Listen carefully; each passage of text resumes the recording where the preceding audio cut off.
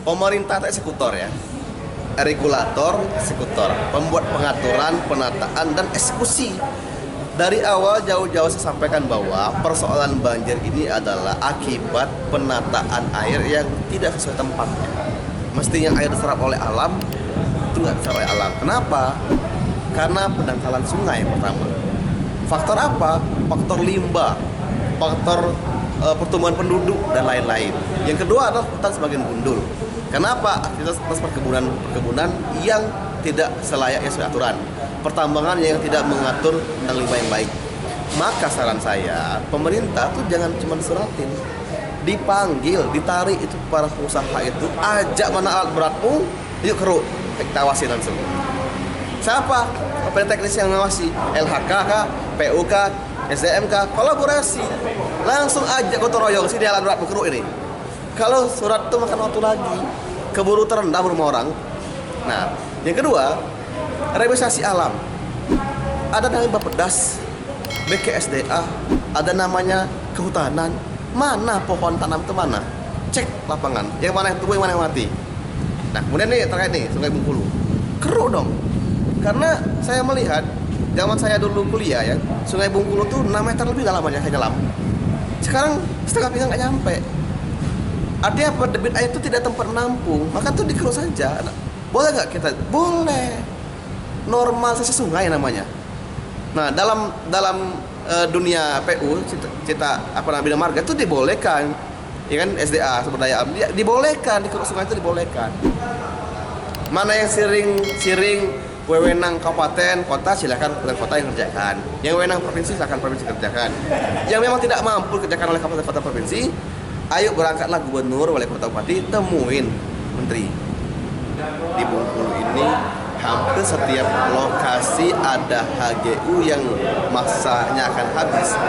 Itu selalu berpotensi konflik, baik konflik horizontal maupun vertikal. Bahkan yang parahnya ini makin menyerap potensi konflik horizontal antar masyarakat. Nah, ini kenapa saya melihat pertama adalah faktor masa lalu. Masa lalunya kenapa? Zaman dahulu kemungkinan ketika membuat HGU pemerintah itu tidak mengukur real lapangan. Mungkin karena faktor teknologi belum ada. Yang kedua memang zaman itu kan belum canggih. Nah, tapi itu jangan jadi persoalan ya. Makanya saya usulkan dengan pemerintah hari ini, setiap HGU yang habis, saran saya stop dulu perpanjangannya. Dihentikan dulu, dizerokan dulu. Evaluasi total semuanya. Nanti kalau ada yang mau mengambil HGU tersebut, silakan ajukan ulang dengan cara yang baik dan benar sesuai dengan regulasi yang ada. Nah, beberapa perusahaan yang hari ini kan ribut konflik kan, ada di Muko-Muko kemarin, ada di utara, ada di Seruma, hampir semua ribut. Apa macam ributnya? Satu, soal kejelasan plasma. Dua, soal inkrah lahan. Ketiga, soal CSR. Keempat, soal tenaga kerja. Yang keempat, soal lingkungan alam, misalnya sempadan jalan, sempadan sungai, buffer zone, hutan lindung. Ini nggak jelas. Walaupun aturannya sudah ada, tapi tidak ditertibkan dengan baik. Maka saran saya, solusi konkret adalah semua HGU yang akan perpanjangan di stop dulu semuanya. Tidak ada namanya perpanjangan. Diambil oleh pemerintah, zerokan dulu. Tidak boleh dikuasai oleh petani, pun juga tidak boleh dikuasai oleh pihak pengusaha. Saya menyarankan sebenarnya tanah ini dibagikan ke masyarakat, dibagi rata ke semua warga desa penyangga maupun masyarakat Bengkulu yang belum punya lahan untuk petani. Karena rakyat ini nggak cari kaya, rakyat ini cari makan. Undang-undang agraria minta 2 hektar untuk petani, 2 hektar. Ini amanat reforma agraria. Kalau 2 hektar diberikan ke petani, insya Allah petani sejahtera. Nah, kalau tidak mungkin kan dibagi semuanya ke petani, maka bolehlah perusahaan mengambil HGU sebagai perpanjangan tangan pemerintah, diberikan hak usaha oleh negara.